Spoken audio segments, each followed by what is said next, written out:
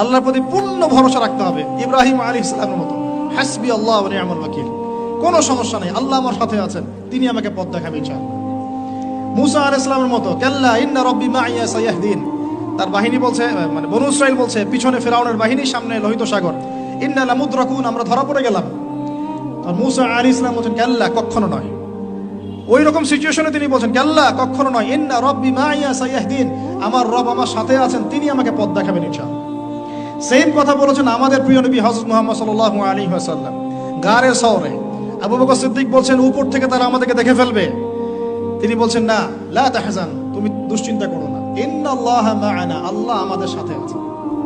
এই তাওয়াক্কুল, আল্লাহর প্রতি এই পূর্ণ তাওয়াক্কুল যার থাকবে, ইন্নাল্লাহা ইউহিব্বুল মুতাওয়াক্কিলিন, আল্লাহ পাক এই তাওয়াক্কুলকারীদেরকে আল্লাহ পাক ভালো রাখেন।